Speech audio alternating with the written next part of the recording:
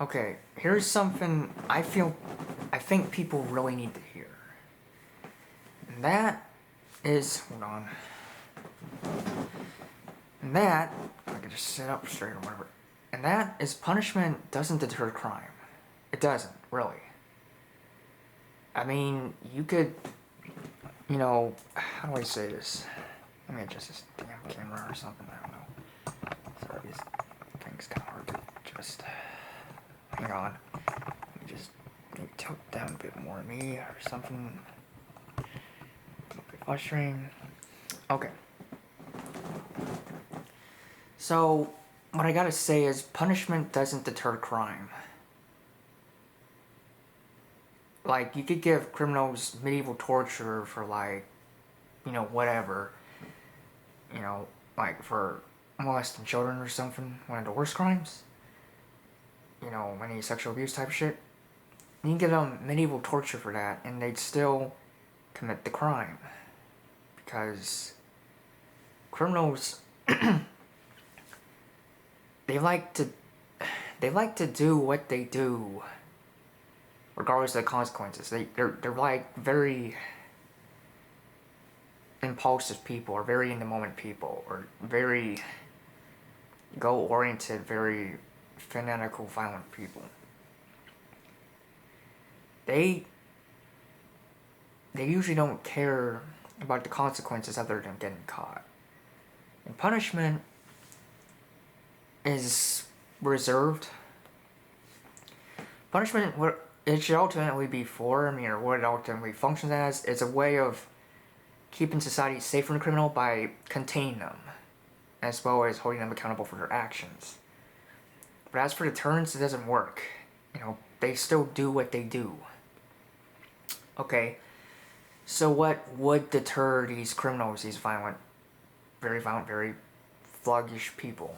Well, that's where armed self-defense comes in, or any self-defense, really. There was this Marine, I forgot his name, but he basically said criminals don't fear the cops. They don't fear the cops, they don't fear morality, they don't have qualms against victimized people. What he said was very, very true. What he said is a criminal must be taught to fear their victim. They must be taken down by the very person they're trying to victimize. That's what stops crime and even deters it, is armed victims. Armed self-defense, defensive gun use, whatever it is to be called. That's what's, reducing crime. Because when a criminal commits a criminal act, the damage is already done. There's no denying that. However, though, when a criminal is stopped, right dead in their tracks while they're doing the crime, that's like the ultimate deterrence and punishment and justice. Okay, it's like you tried to kill this person, or rape this person, or kidnap, or rob this person, whatever, and you got shot dead for it. That's what's actually supposed to happen. Rather than, they do that, they get caught, and they get 25 years in jail, 25 to life sentence, even no sentence for victimizing people, whatever punishment or lack of punishment for this person is. I'm like, why not punish them now? And defend yourself now, kill two birds with one stone. Like, I hear all these people advocating for harsher punishments, like, they should get the death penalty, or they should get life in prison. And that doesn't work. And there's proof that doesn't work. Like, there's video footage from reporters and police of, child molesters getting arrested,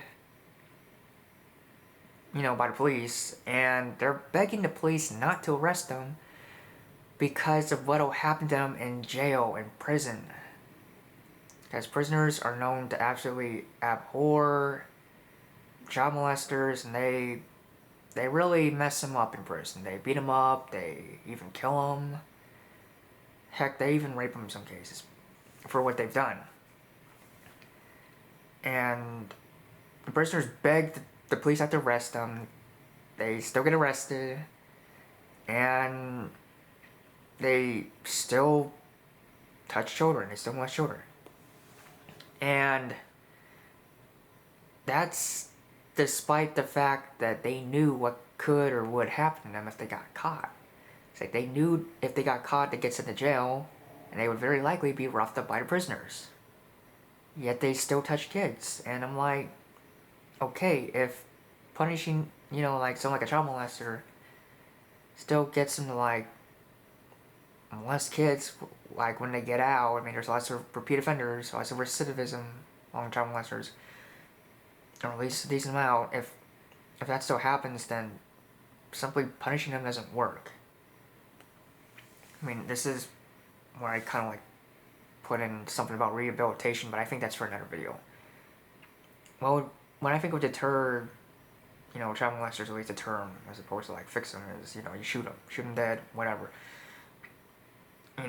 Remember, a criminal, as stated, a criminal must fear their victim, or anyone that comes to the aid of the victim. The cops police thing, they don't fear that, but when the very person they're trying to mess up messes them up instead, that's something to fear. There's no police in this case, at least eventually. This is your very victim you're trying to messing up you instead. Killing two birds with one stone. You get justice and self-defense in one.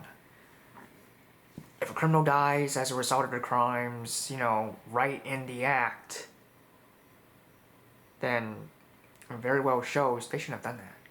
They should not have done that. Like, if a person breaks into someone's house and, just breaks into their house, period, whether they're trying to steal or even rape a person, that unfortunately has happened. Both have happened, People have broken into houses to steal or even rape the people inside. So, if someone breaks into someone's house and they get shot dead, then that eliminates all possibility for them, doing that again or being a threat. There's no question of what punishment they should have, or whether it'll work or not, or whether they fear the cops, because they're dead. They broke into someone's house, and they paid dearly for it. They died. They got shot dead by one of the occupants, at least one of the occupants. So that is what ultimately deters a crime, is people fighting back, the victims fighting back. If you have this whole punishment thing going on, and only a punishment thing going on, it's not gonna really deter crime, because they still want to do what they want to do. But if the victims stop them dead in their tracks, then they're less likely to do it. It's like, okay, there's a whole, if I do this, I'll go to prison, which isn't really that deterring to them. Or there's this whole thing, if I even attempt this in the first place, the victim's the one that kills me. The victim is like the judge, jury, and executioner if I try to victimize them. There is no court, there is no trial, there is no police. I die right then and there if I try to victimize that person. So I really wish people would advocate for defensive gun use or armed victims or defense period, rather than going, we need to have more death penalty, we need to have more life sentence, we need to have faster death penalty or faster life sentence. That's not going to work. Criminals already take their chances. And even if they get their just desserts, comeuppance, revenge, justice, punishment, consequences for their actions, they still did them. That's the way they are. That's the way a lot of them are. So they need to stop them dead in their tracks to really punish them and to really stop them. And honestly, think, what's better? Someone kills someone and they get the death penalty? Or someone tries to kill someone and they get shot dead for it and the victim's still alive? Which is better? It's like, okay, yeah, you can maybe torture him and kill him, life sentence, whatever. Damage is still done. You killed someone. They killed someone and they ain't coming back. There's no bringing the victim back with the death penalty or whatever. Or they try to kill someone and they get shot dead for that and the victim survives. That is like way better than any death penalty. Defensive, deadly force or defensive gun use, whatever you want to call it, is infinitely better than any death sentence or life sentence or any punishment, because you stop the criminal right then and there, and you punish them right then and there.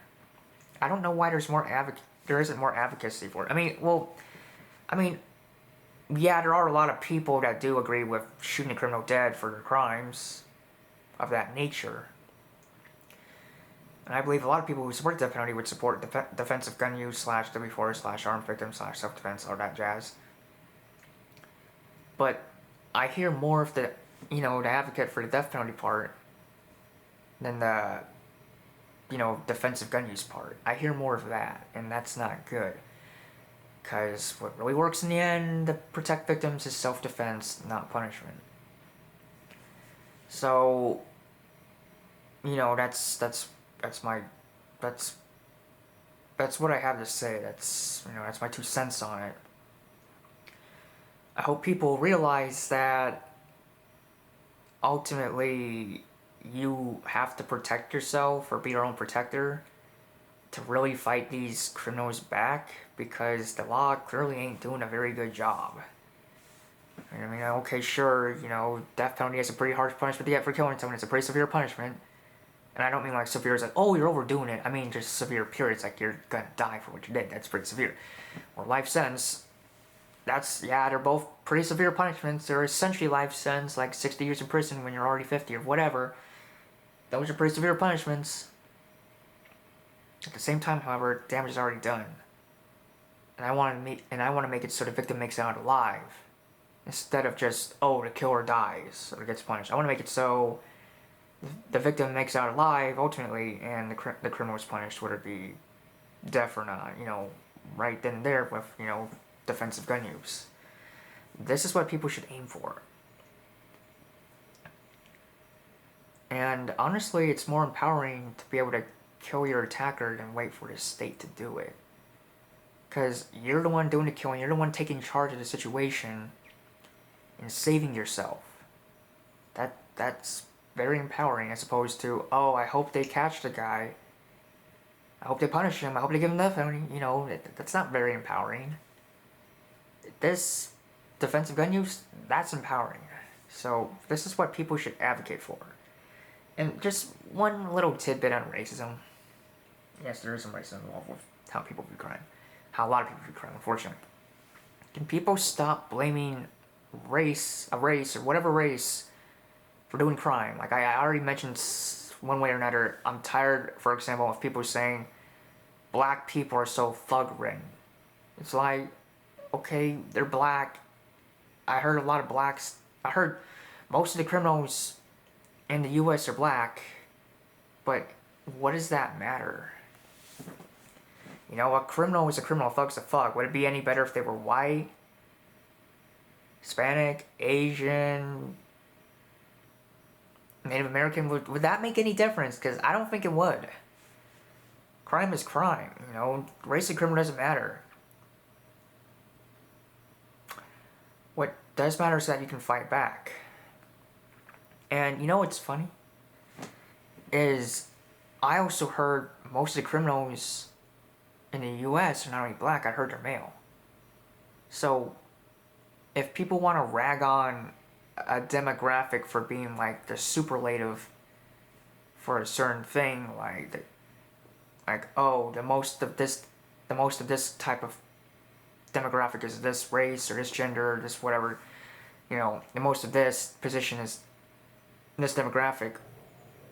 Why aren't people going after men in terms of crime? It's like, okay, so they go, and their heads are like, oh yeah, all these black people do crime, therefore I need to blame all black people and condemn all black people and act like they're the fault just by being black, and I'm never gonna be a thug just by being black. They really suck. Those blacks have got to go. And I'm like, do you even use your brain? Most criminals happen to be male too. Why aren't you going after men? It's like, if you go after blacks for most criminals being black, why don't you go after men for most criminals being men too? Or, men. I don't understand. Discrimination, it all goes back to discrimination really doesn't make any sense. That's part of what makes it discrimination. But my god, it just gets so stupid sometimes. I mean, it's like, okay, you got your demographics. Most people of this occupation are of this demographic.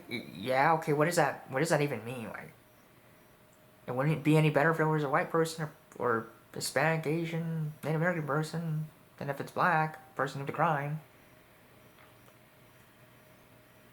And when I hear people argue for socioeconomic factors or something, like most black people grow up without a father, or most of them are on welfare, or, they're targeted disproportionately. But to look at that, to take all that data and turn such a, and put such a racist spin on it is just batshit stupid. It's dumb, it's disgusting, it's very disdainful to do that.